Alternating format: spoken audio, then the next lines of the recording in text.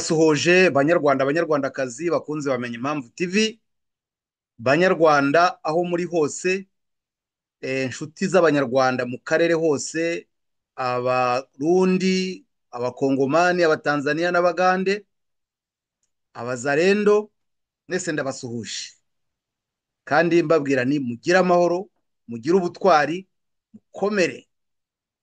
Ni Innocent Niringiyimana rero uje kuri iyi tariki ya 27 ukwezi kwa Nzeri umwaka wa 2025. Tukaba tuje rero nk'uko bisanzwe muri gahunda mwagenewe zo kubagezaho ibivugwa, ibiriho, ubusesenguzi, ubuhamya n'ibindi byose bituma mumenya impamvu. Kubera iki bimeze bitya, habaye iki ryari. Nk'ubwo rero musanzwe mubizi, shene yanyu iri kugenda ikura, igenda iba ubukombe. Niyo mpamvu mwabonye n'ikirango cyavuguruwe hagajyaho ikirango kigaragaza shene yanyu Menya Impamvu TV. Rero mbasaba kwiyandikisha nk'uko bisanzwe, gushyiraho like cyangwa j'aime. Hari abambwira ati ntabwo twasharinga kubera ko dusharinze mu gihugu ushobora kugira uwo usangiza ikiganiro ukabizira. Niyo mpamvu nyine aho buri wese ari ajye amenya ikibuga ari gukiniramo, agende neza. Iyo ari like nta kibazo, iyo ari abonoma, kwiyabonesha, kwishyiraho nta kibazo.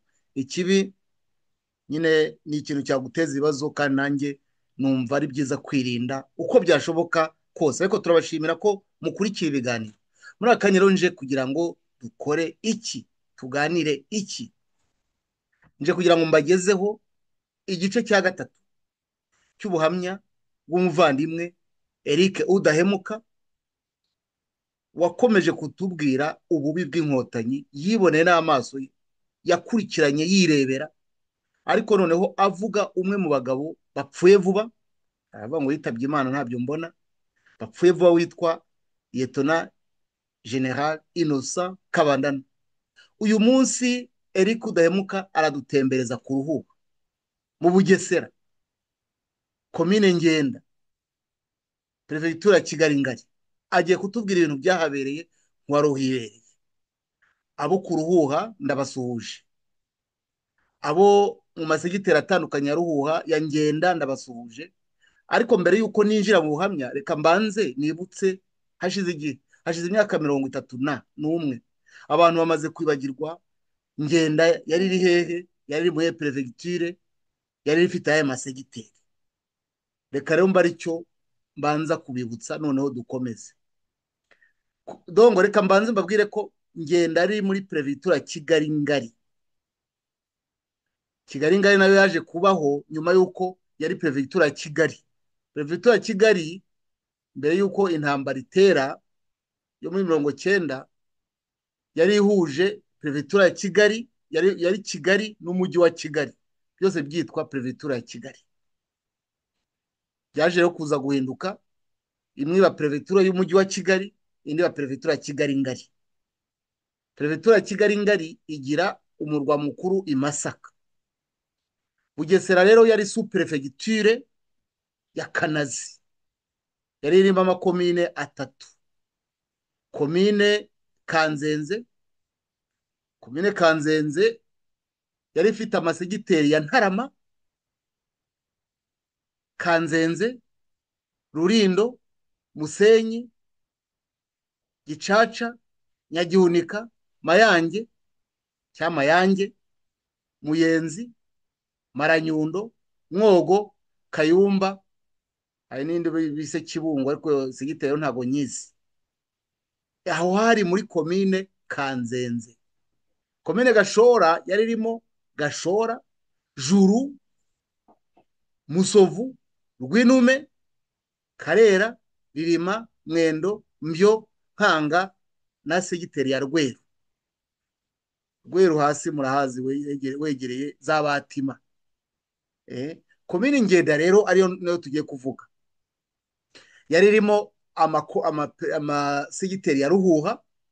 Ndayazi neza, n'umuntu wavukiye Ruhuha, hari Kindama, hari Kavumu, hari Nyakayaga, hari Burenge, hari Rutonde, hari komine, segiteri ya Nyarugenge, segiteri ya Shyara, segiteri ya Nzira Nziza, segiteri ya Gakomeye, segiteri ya Mareba na segiteri ya Gakamba. Murumva ko ni ahantu nzi cyane. Gakamba ujya Twimpara, Kindama ku mashuri, Kavumu hirya rwose uri kugana za Kibugabuga, Nyakayaga uba wegera ishyamba, Burenge ni hasi ku kiyaga ureba i Burundi hakurya rwose, hasi n'ikiyaga cya Cyohoha y'Amajyepfo, na Rutonde niyo muri ibyo bice. Nyarugenge ni hirya gato yo mu Irango uri kugana Rwabusoro. Rutonde nawe uba usubiye hirya nanone ku kiyaga cya Kivu Cyohoha y'Amajyepfo. Shyara uba uri kugana hirya ugana Rwabusoro.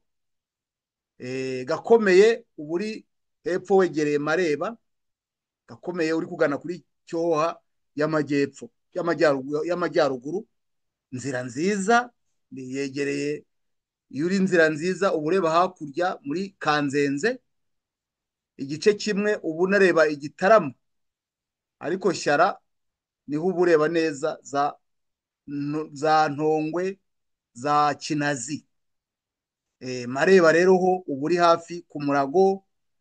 Mareba niho navukiye. Ku Murago, uri ku Murago, uri ku Mbuga, uri ku Itawuni, uri Bukumba, aho hose yari segiteri ya Mareba. Uba uhana imbibi n'igishanga, igishanga cya Cyohoha y'Amajyaruguru igabanya Kanzenze na Ngenda. Noneho hirya gato hari Cyohoha, ariko se ko Cyohoha yaragarutse, amakuru dufite nuko Cyohoha yagarutse ikagera ku Iteme. Iteme rituruka harya uvuye ku gasantere ka Murago umanuka hasi ku kiraro gitandukanya Kanzenze na Ngenda. Aho hantu turacyahibuka, ni muri seri ya Rugarama. Nta muntu uzahibagirwa. Rero ibintu tugiye kumva rero bireba ayo masegiteri yose, ari nabyo Eric Udahemuka yabayemo.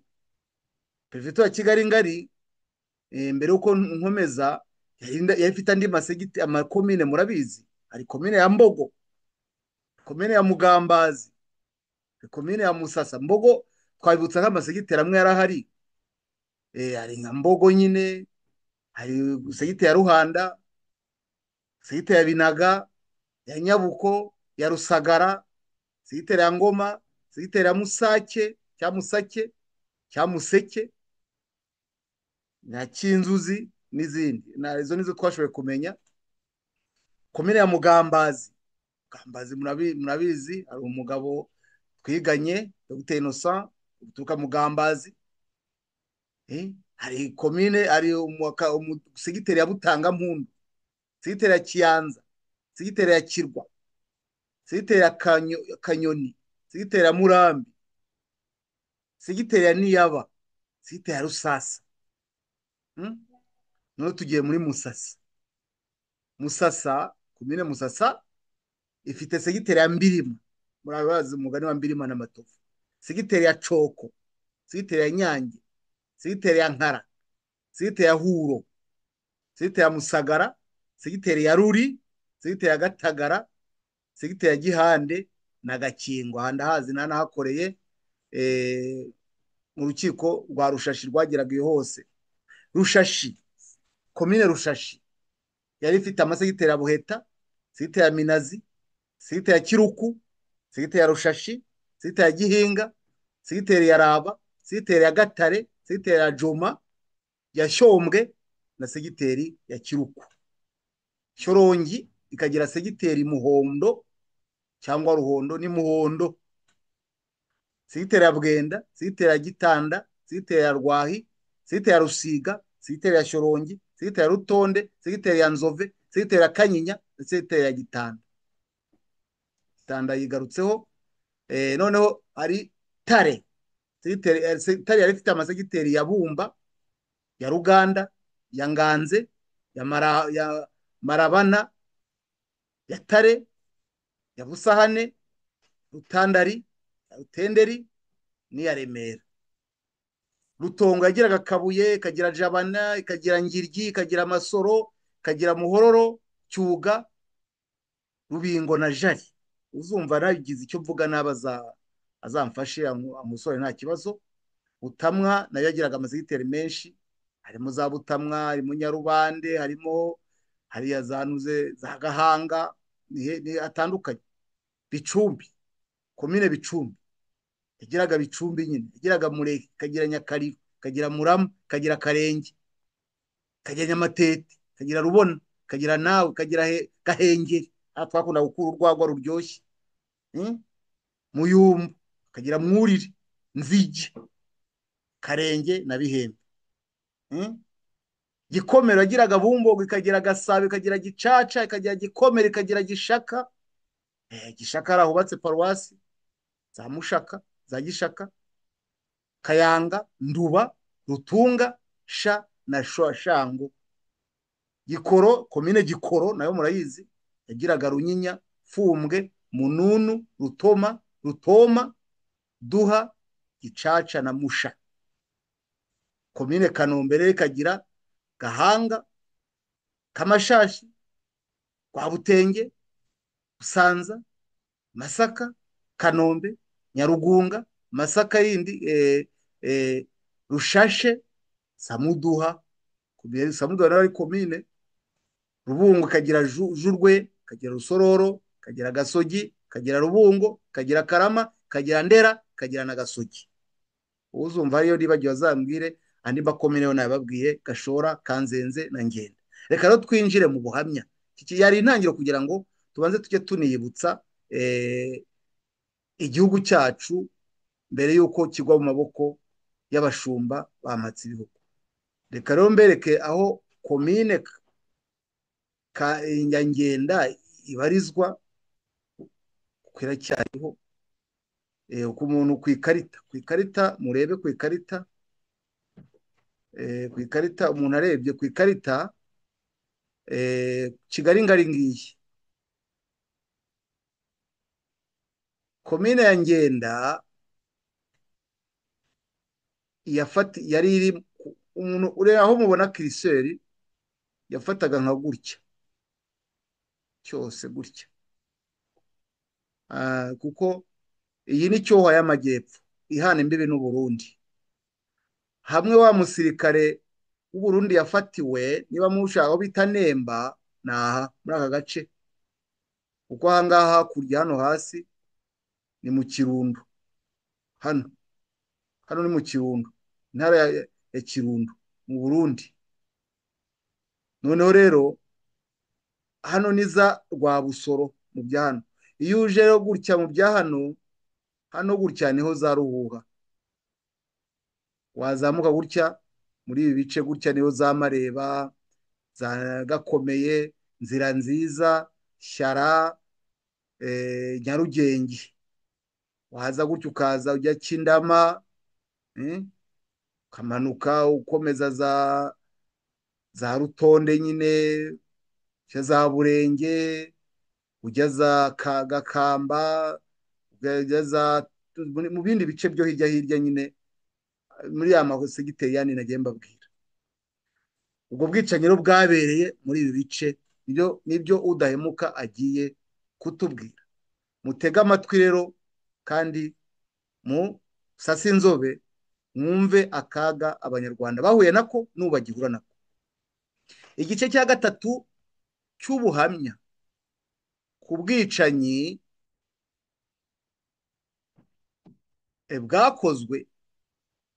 bwakorewe abanyarwanda bo mu bwoko bw'abahutu, buyobowe na Kabandana Innocent wari liyetona mu ngabo za FPR Inkotanyi muri 1994. Ubwicanyi bwakorewe abahutu bo mu Bugesera, ku Ruhuha no mu nkengero zabo. Aya makuru abanyarwandakazi muyakurikire, ni amakuru akomeye cyane. Twagize amahirwe kuba tugifitiye umuvandimwe ufite amakuru nk'aya, kuko ni amakuru ni umuntu daboro Eric udahemuka yarabibwiye, ariko icyo nakongeraho ni umunyamakuru wakoze umwuga w'ubunyamakuru imyaka 10, akaba yari azi icyo avuga. Tumutege amatwi kuko yagiye abonye umwanya wo gusesengura, wo gukurikirana ibyo agiye kuvuga. Rero ni ibintu bihagazeho, kandi yari umuntu mukuru ujijutse, uzi ibyo arimo, uzi gutara amakuru. Reka tumwumvire. Mu gutangira iki kiganiro, Eric Udahemuka wafashe icyemezo cyo ku bushake bwe, abyibwirije, cyo gutangaza ubu bwicanyi bwakozwe na Kabandana Innocent, aravuga ko yabitewe no kugira ngo abanyarwanda bamenye ukuri, kuko abona abantu benshi bitiranya inkotanyi nk'aho batazizi neza, cyane cyane abahutu. Aributsa kandi ko mbere y'iki kiganiro yahaye Menya Impamvu TV ibindi biganiro bibiri byavugaga ku bwicanyi bwa Kabandana Innocent, aho yibanze ku mahano ndengakamere yakozwe n'inkotanyi mu by'Imana aho avuka ubu. Akaba agiye kutugezaho igice cya gatatu kirebana n'ubwicanyi bwakozwe na Kabandana Innocent n'abo bafatanije babukorera abahutu bo mu Bugesera, ku Ruhuha no mu nkengero zaho. Muribuka ya makomine nababwiye, nako amasegiteri. Ibyo rero tugiye kunyuramo ku buryo buvunaguye, sinabwo ngo burambuye. Eric Udahemuka aravuga ko kugira ngo abantu batari bahari bumve neza uko ubuzima bwari bumeze ku Ruhuha muri komini Ngenda, ari ngombwa kubanza gusubira i Kabgayi gato, kuko aribwo byakumvikana neza kurushaho. Aravuga ko mu buryo buzwi FPR inkotanyi zafashe Kabgayi kuwa 4 tariki ya 2 Kamena 1994, ariko mu by'ukuri inkotanyi zari zimaze nk'icyumweru zaramaze kugota Kabgayi no gucengera hose mu maserivisi yose ya diyoseze, ku kagambane n'ubufatanye cyangwa ubufatanyacyaha n'abapadiri b'abatutsi bari bihishe kwa Musenyeri. Urumva, nko ku itariki ya 28 Gicurasi 1994, Colonel Theoneste Bagosora yohereje kajugujugu yo guhungisha abasenyeri n'abapadiri ngo bahungire muri Zaire y'icyo gihe. Amakuru Eric Udahemuka yamenye ayabwiwe n'uwari utwaye iyo kajugujugu, kuko n'ubu agihari kandi ari mu Rwanda, ariko akaba adashobora kumuvuga kubera impamvu z'umutekano we. Yamubwiye ko kajugujugu yagerageje kumanuka ngo igwe ku marembo ya Eveshe ibapakire, ariko ikaraswaho n'abantu batamenyekanye. Nyuma bikaza kuvuga ko bari inkotanyi zari mu nkambaho i Kabgayi. Kajugujugu imaze kuraswaho, wari uyitwaye n'abo bari kumwe bavuganye na Etat Major i Kigali, babwira ko bakwisubirira i Kigali, kuko ngo bari bamaze kuvugana no muri Eveshe Kabgayi, bakababwira ko abapadiri b'abatutsi bahihishe babashije kuvugana n'inkotanyi, bakababwira ko nta kibazo, ngo kuko inkotanyi zikiri kure cyane ya Kabgayi, bityo ko bazashaka uko basubirayo nko mu byumweru 2 byari gukurikiraho ngo bahungishe. Bitarenze iminsi 4 gusa inkotanyi ziba zinjiye kwa Musenyeri Kabgayi. Murumva ya mayeri. Eric Udahemuka aributsa kandi ko abatutsi bari barahungiye Kabgayi bari benshi cyane, ku buryo barengaga 10,000, harimo n'abo mu by'Imana hakomoka. Nk'uko yabisobanuye mu biganiro 2 byabanje, Kabgayi imaze gufatwa, abari bahahungiye bose bategetswe kumanuka igihiriri, umuhanda wa kaburimbo, ariko mu kwanga kubajyana ahantu hamwe, bamwe bategekwa kujya mu by'Imana, abandi bategekwa kujya ku Ntenyo, abandi mu Ruhango, abanyuma bategekwa kutarenga Ikinazi.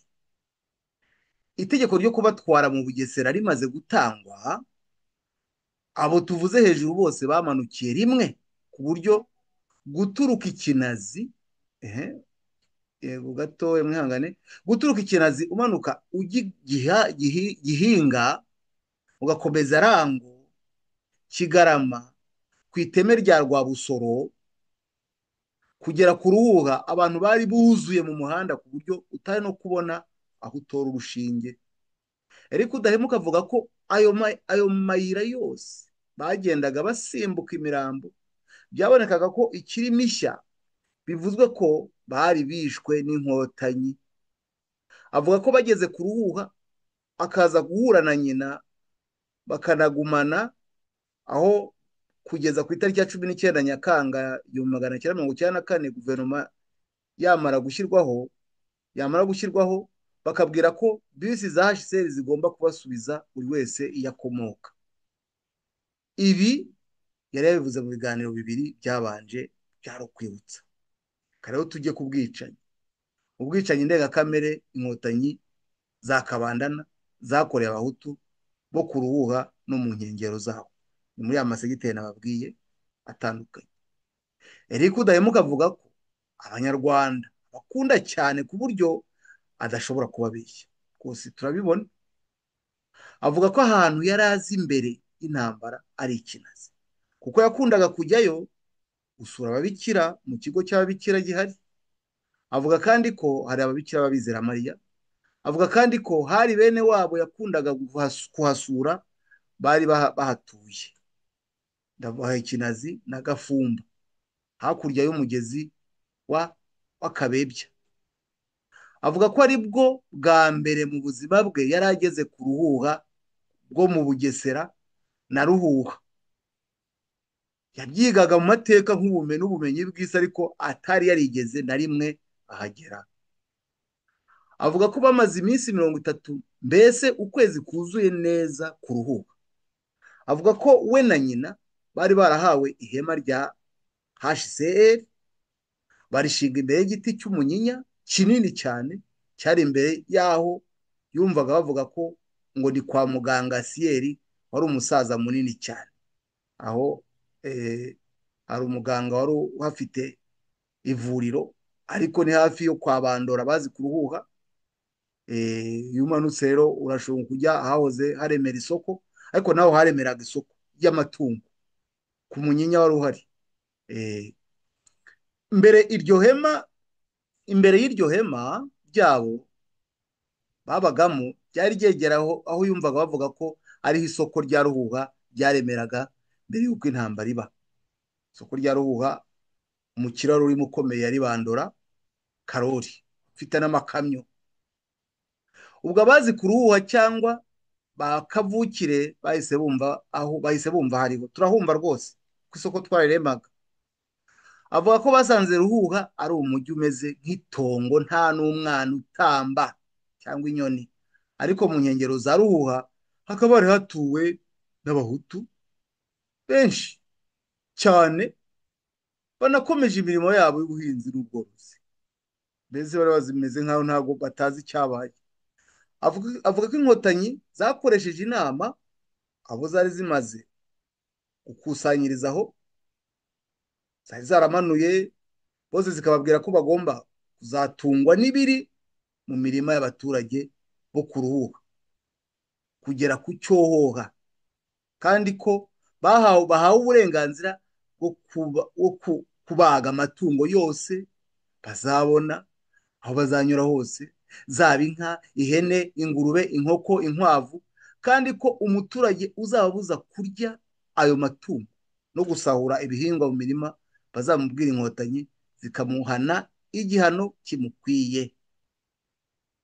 Eric Udahemuka avuga ko mu busesenguzi bwe n'ubuhanga bwe iyi mvugo y'inkotanyi yari nko kwiyerurutsa kugira ngo nibarimburwa abahutu batuye ku Ruhuha no mu nkengero zaho bizitwe ko babaregewe n'impunzi zari zarahungiye, ariko mu by'ukuri umugambi wo kubatsemba wari warateguwe mbere nk'uko agiye kubitugezaho.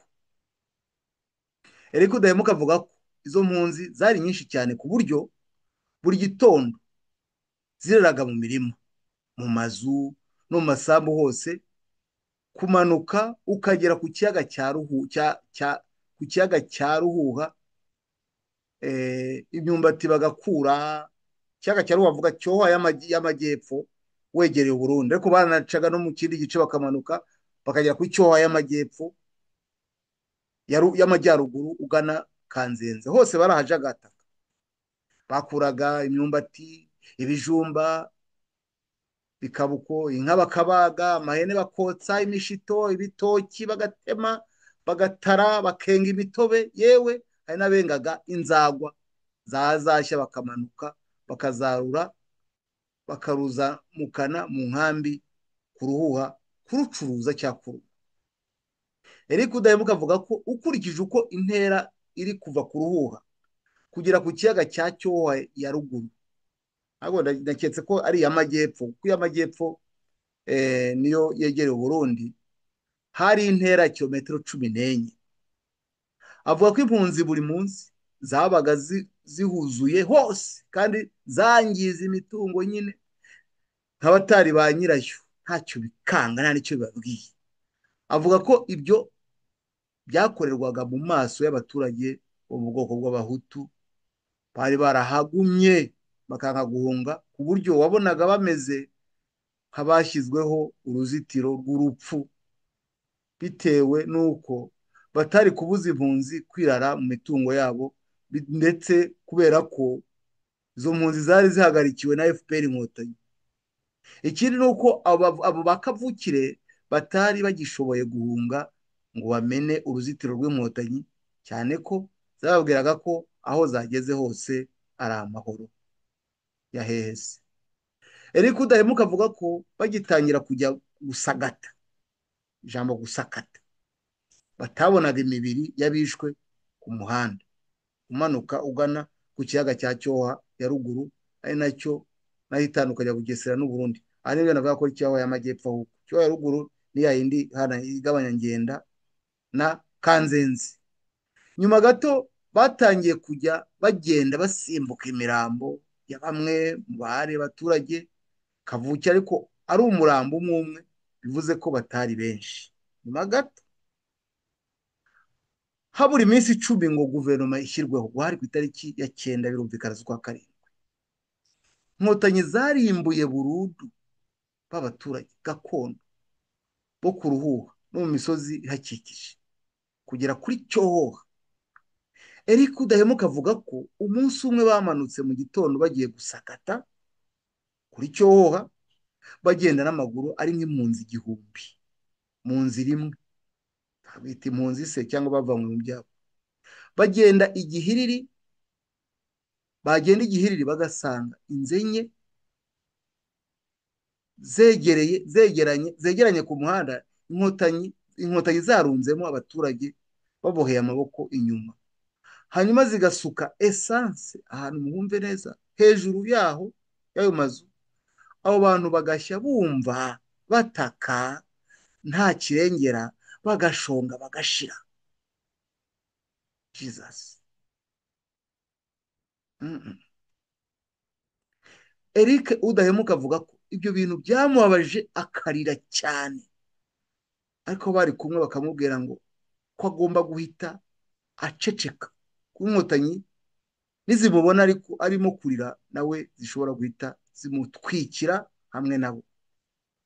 Eric Udahemuka avuga ko asabye abanyarwanda imbabazi kuko yari umwana ukiri muto w'imyaka 16, ko atabashe gukiza abavandimwe, uretse ko niyo aba mukuru ntacyo ari kubamarira, kuko atari kubona imbaraga zo kubakiza icyago cyari kibugarije. Avuga ko abatuye Imana ngo ibakire mu bwami bwayo.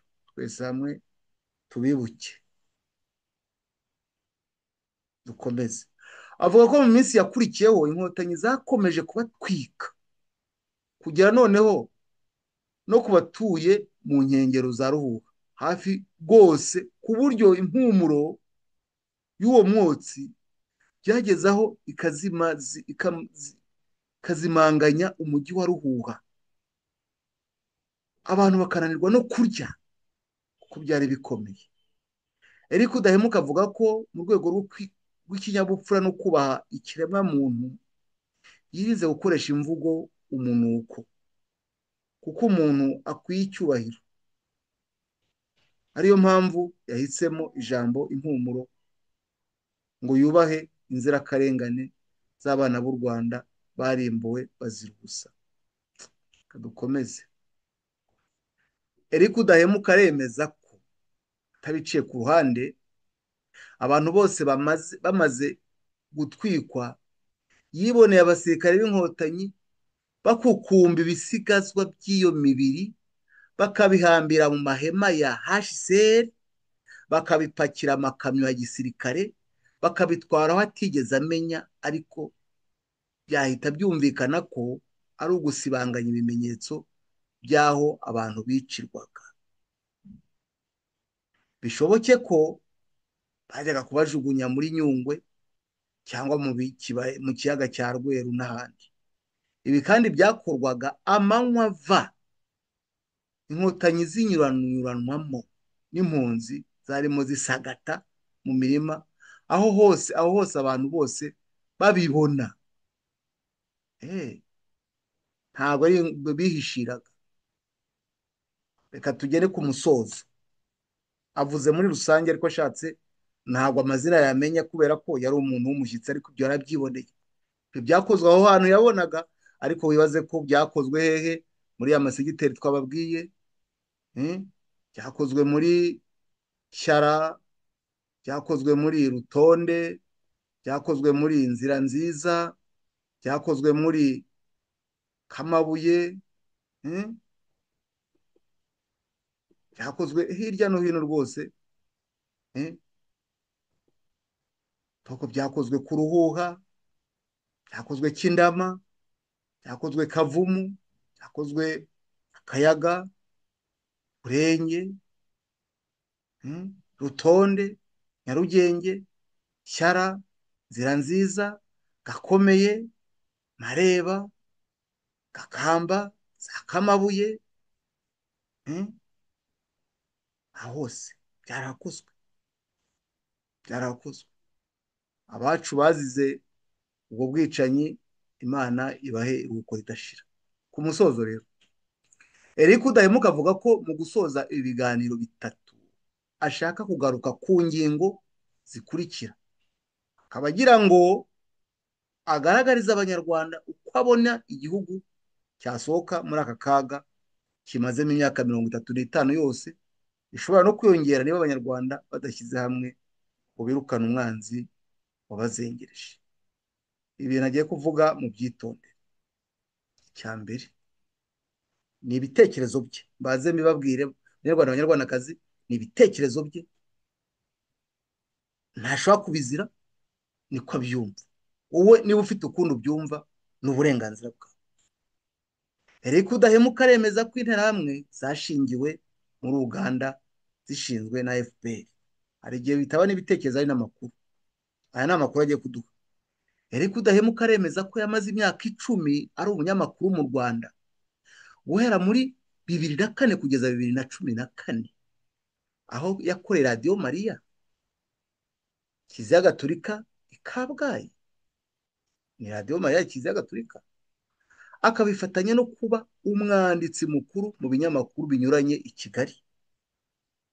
Aremeza ko icyamutwaye mu itangazamakuru atari gukunda uwo mwuga gusa, ko ahubwo yagira ngo abashe gucengera sesere ubutegetsi, amenye mu by'ukuri ikibazo igihugu gifite, n'ibyabaye ngo igihugu kigere aho umwana arira nyina ntiyumve.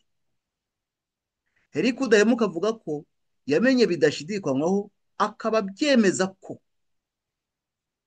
kandi azakomeza kubyemeza iteka ryose ko interahamwe zashingiwe muri Uganda. Impamvu ni uko, icya mbere, indege imaze kuraswa, abakomando ba FPR barenga 2,000 basohotse muri CND ku Kibihura bambaye ibitenge by'interahamwe, bafite imipanga n'ingofero za sederi, bakirara muri Kigali bagatsemba Abatutsi, bakamanuka babakwira hose mu gihugu. Byabiturutse, ibyari byaturutse. Yemeza ko amafoto yafashwe na satelite icyo gihe ubu abitswe na CIA, kandi ko igihe kini kigera azajya hanze, ababihakana ubu bakazabyemera. Ikindi ni uko interahamwe atari zo FPR ifunga, ahubwo ifunga abanze kuba interahamwe. Noneho ababaye interahamwe FPR ikaba aribo ishyira mu nzego z'ubutegetsi. Urugero, Eric Udahemuka avuga ko muri 2009 hari urubanza rwa Gacaca rwabereye ku kibuga cya seminari nkuru ya filozofi ku Kabgayi, hano munsi gato ya seminari ntuye. maze akagira amatsiko yo kujya kurwumva kuko yari atuye mu mpinga ifatima hari i Gahogo hafi yaho. Eric Udahemuka avuga ko muri urwo rubanza uwari perefe wa Gitarama ari we Hategeka Augustin yashijwe n'abatutsi barokokeye i Kabgayi bakahaburira ababo muri 1994. Icyo gihe akaba uyu Hategeka Augustin yari inspecteur d'arrondissement wa perefegitura ya Gitarama.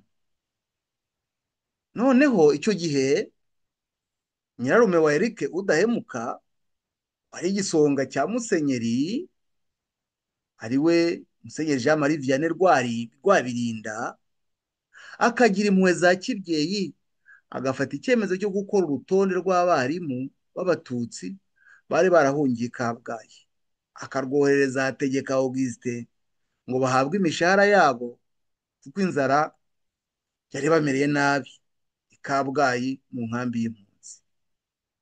Eric Udahemuka avuga ko urwo rutonde yamenye ko rugeze mu biganza bya Hategeka Augustin, aho kubahemba ahubwo yaruhaye interahamwe zihita zirutwara i Kabgayi muri groupe scolaire Saint Joseph i Kabgayi, hari hashyizwe abarimu, zikajya zisoma buri umwe ku wundi, bakabwira ko babatwaye i Gitarama kuri perefegiture kubahemba, bakabapakira amakamyo bakajya kubarasira ku Cyome kuri Nyabarongo aho Gitarama igabanira na Gisenyi. Ku Cyome murahazi. Amakuru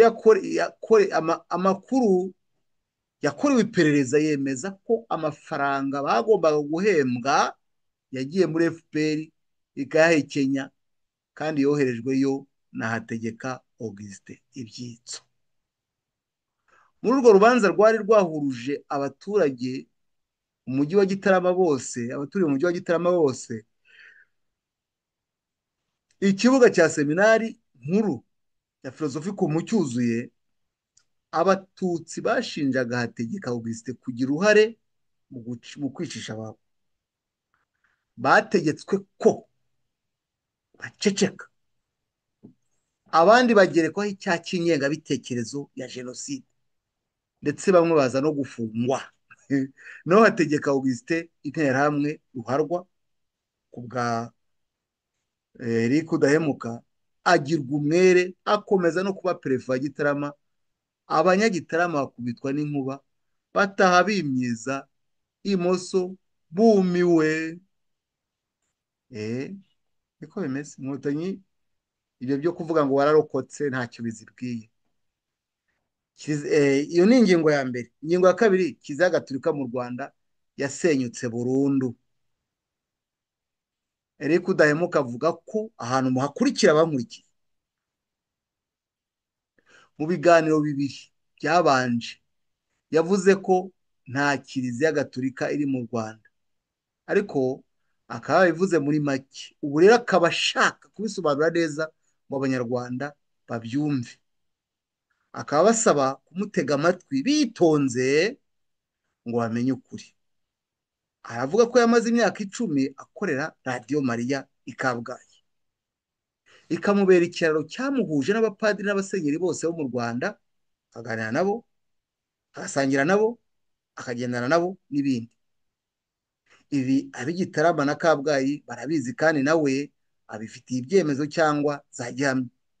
Avuga ko imibereho y'abapadiri n'abasenyeri mu bigo babamo itandukanye kure cyane niyo bereka abakristu kuri aritari iyo bagiye mu misa barimo kubaha Ukaristiya. Harakomeye. Eric Udahemuka avuga ko mu miterere ya kamere ya Kiliziya Gatolika, iyo uri uwabo akwegurira byose kugeza no ku mabanga yabo. Iyo utari uwabo ntacyo umenya, utahira gusa kujya mu misa ubundi ugataha. Eric Udahemuka agiye gutanga ingero. Aremeza ko ku mugoroba wo ku itariki ya 24 Ukuboza 2006 yahawe itegeko na padiri wategekaga Radio Maria Rwanda, ubu uba muri Espagne. Icyo gihe ngo yamutegetse ngo atware antene za radiyo mariya muri bazilika nto ya kabgayi kugira ngo atambutse andiregiti igitambo cya misa y'igitaramo cya noheli yagombaga kuba bukiye ku itariki 25 ukuboza. Eric Udahemuka yemeza ko iyo misa yagombaga gusomwa na Musenyeri Anastase Mutabazi wayoboraga diyosezi ya Kabgayi, ariko ko bitakunze kuko yari amaze iminsi yirukanywe na Vatikani ku kagambane kakozwe n'inkotanyi kuko zitabonaga uko zisesagura umutungo cyangwa zisesereye mu mbere za Kabgayi akihayobora. Avuga ko iyo misa yayobowe na Musenyeri Tadeyo Ntihinyurwa wari arikiyepiskopi wa Kigali. Musenyeri Tadeyo Ntihinyurwa wari arikiyepiskopi wa diyosezi ya Kigali icyo gihe, ubu akaba ari mu kiruhuko cy'izabukuru aho yibera mu mpinga ya Shyorongi. Iyo misa ihumuje, Eric Udahemuka avuga ko abapadiri bamusabye ko nawe yajya muri eveshe akajya gusangira n'abapadiri na risheveke. Avuga ko bageze mu gikari kwa Musenyeri Kabgayi, Musenyeri Tadeyo Ntihinyurwa yahise afata ijambo abwira abapadiri b'i Kabgayi bari aho, sare yuzuye kumwe n'ababikira, kandi ababwira mu ijwi ryuzuye umubabaro n'agahinda bivanze n'umujinya agira ati ko utega amatwi wumva uko yavuze ko umwanzi yatwinjiriye muri kiliziya, abapadiri mukaba aho kumurwanya ahubwo mumwagurira amayira ngo kizisenywe burundu. Nimara gusenywa mwe muzaba iki? Muzajya he? Ikibazo yababajije trefo.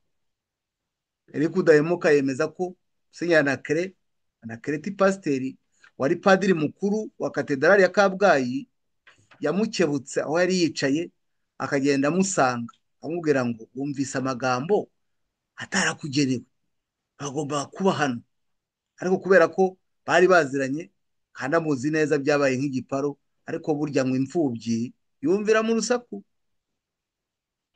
Indi gihamya, Eric Udahemuka avuga ko we akiri muto yaharaniye ko abanyarwanda babona amahoro, kandi ko ntako atagize agatanga byose, ariko ntibikunde. Ariko aremeza ko muri 2013 bwe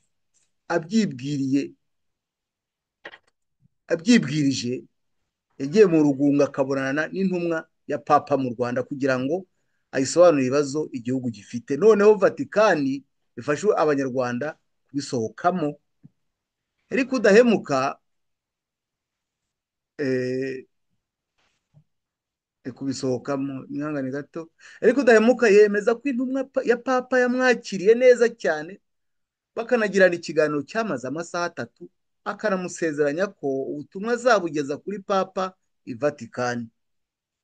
Muri icyo kiganiro Eric Udahemuka avuga ko yakubiswe n'inkuba, nonse apostolika amubwiye ko Vatikani itigeze imenya uko Musenyeri Simaragde Mbonyintege wa Kabgayi yagiyeho.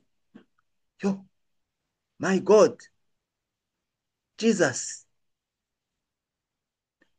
Eric yemeza ko byabaye ngombwa ko Kagame ahamagazwa i Vatikani, ariko i Kigali bakavuga ko yagireyo ruzinduko, ariko ntibyari byo, ahubwo yari agiye kwisobanura ku bwicanyi bwakorewe abasenyeri i Gakurazo. Kagame yagiye i Vatikani yikoreye amatoni ya zahabu na diyama, abihonga b'i Vatikani, urubanza ruba rurakaswe. Wari umunyabyaha ahinduka umutoni, ahinduka marayika, ahinduka umutagatifu. Wumva? Eric Udahemuka yemeza ko kubera mafiya na forode bikorerwa i Vatikani, FPR ifatanya Vatikani kugambanira Kiliziya Gatolika y'u Rwanda, kandi ko izasenywa burundu, ndetse ibyo ntacyo bibwiye Vatikani niba nta gikozwe. Ingingo ya 3, Eric Udahemuka we avuga ko nta jenoside yabaye mu Rwanda mu 1994. ariko udahemuka avuga ko abanyarwanda bagomba kuva mu byo bafana ahubwo bakamenya ukuri. yibaza ikibazo: bishoboka bite ko umuntu yakorerwa jenoside hanyuma iyo jenoside ikarangira ari we ufashe ubutegetsi? Ikibazo nanjye ndakibaza pe. Iki kibazo hari umuntu wo mu nkotanyi wagisubiza? ariko udahemuka avuga ko kubwe abona ko ubwicanyi bwabaye mu Rwanda bwateguwe n'abatutsi bari hanze kugira ngo bihitane abatutsi bari mu gihugu mbere, nk'intango, hanyuma bamena amagi babone ukurya umureti. ubwo bwicanyi ariko bwaje no guhitana abahutu benshi kurusha abatutsi, kandi niko byagenze. bakaba bati ubwo bwaje no guhitana ndogo, ubwo bwari bwateguwe kugira ngo buhitane abatutsi ariko buzanahitane abahutu benshi kurusha abatutsi. Ingingo ya kane: uburyo igihugu cy'u Rwanda gitegekwa bugomba guhinduka. ariko udahemuka abona ko kugira ngo icyo igihugu cy'u Rwanda kibone amahoro kandi abaturage bose babeho bareshya imbere y'amategeko, imiterere y'ubutegetsi bwite bwa leta igomba guhinduka. avuga ko ubu inzego z'ibanze ziri kure y'abaturage cyane ku buryo kugira ngo umuturage amenye ibibera ku karere abarizwa mu bisa n'ibidashoboka. abona ko ibi FPR yabikoze ku bwende ngo ijujubye abaturage. avuga ko ku butegetsi bwa Habyarimana u Rwanda rwari rufite komini 144, ariko FPR ikazimanura ikazigira kuri 30 n'ubwo zito turere, ku buryo nk'umuturage utuye mu murenge wa Rongi kugira ngo azagere ku biro by'akarere ka Muhanga, uwo muturage wa Rongi abarizwamo bimusaba gutega moto y'ibihumbi 30 y'amafaranga y'u Rwanda. amafaranga akaba ari menshi ku buryo abaturage bayabona ari bake. ikindi ni uko perezida w'u Rwanda ashyirwaho nabyo Eric udahemuka abona bikwiye guhinduka, hagasubizwaho amakomini 143 ya mbere, buri komine ikagira umudepite n'umusenateri, abaturage bagatora abadepite n'abasenateri, noneho abadepite n'abasenateri akaba ari bo batorwamo perezida wa repubulika, kandi ububasha bwe bukagabanywa cyane, ahubwo inteko ishinga amategeko ikaba ariyo ihabwa ububasha bwinshi. bigenze bityo ubutabera bwabona uko bubona neza, bukorera neza abaturage, bakareshya imbere y'amategeko, bityo abakoze ibyaha bose bakisobanura mu nkiko. cya gatanu: mu gusoza, Eric udahemuka avuga ko nta rwibutso rwiza na rumwe afite kuri FPR inkotanyi, haba na rumwe. avuga ko niyo u Rwanda inkotanyi zarusiga zahabu igihugu cyose kikabengerana, adashobora kubakunda kuko amaraso y'inzirakarengane z'abanyarwanda bamennye agomba kubona ubutabera byanze bikunze. avuga ko ubugome inkotanyi zicanye abanyarwanda bidashobora kuzarangira gutyo, ko icyari cyiza ubutabera buzashyira bityo ko ahari kera ubutabera buzashyira akabata muri yombi abazaba bakiriho, ndetse no kuzapfa bugata muri yombi abazaba bakiriho, ndetse n'uzaba yarapfuye azaburanishwa agahanwa bikurikije amategeko. Eric udahemuka, ndi gusoza, avuga ko abana ba Liyetona Jenerali Innocent Kabandana badakwiye kugwa mu mutego w'abasingiza se bishakira indonke no gukomeza kurebwa neza n'ubutegetsi bwa FPR, ko ahubwo bakwiye kwitegura ingaruka zabo, ingaruka zishobora kuzabaho zikomotse ku bugome se yakoreye abanyarwanda, kuko ariko isi iteye kandi nta kibihindura. abantu bagomba guharanira gukora byiza kugira ngo bazasigire urubyaro rwabo umurage. Urakoze rero muvandimwe, eh, kuri iki kiganiro cyiza utugejejeho. Inyandiko yari ndende ariko twagomba kuyibasomera kugira ngo ibagereho. Mwumvisemo amakuru menshi tutari twiteze, amakuru yo kuruhuka, amakuru y'Imareba, amakuru ya Ngenda, amakuru ya Ngenda yose. N'abandi rero babayeyo muzi n'icyo bise kujya gutuza abantu Kibungo. Abahutu bari barahungiye bagiye gutuzwa Kibungo, aba bahamaze ukwezi, ariko nyuma haje kuza abahutu bari bavuye i Kibeho, aba bajyanwe gutuza Ikibungo kugeza n'ubu ntawe uzi irengero ryabo. Genda ruhuha warakubititse. Ni bande babigizemo uruhare kugira ngo abantu bicwe? Aba bose bazamenyekana. Banyarwanda, banyarwandakazi bakuze bamenya Impamvu TV. Reka nsoreze aha mbifuriza isabato nziza, mbifuriza weekend nziza, mbifuriza isabukuru nziza ku bayigize, happy birthday, joyeux anniversaire, mbifuriza yubire ku bayigize, kandi imbaragiza Uwiteka.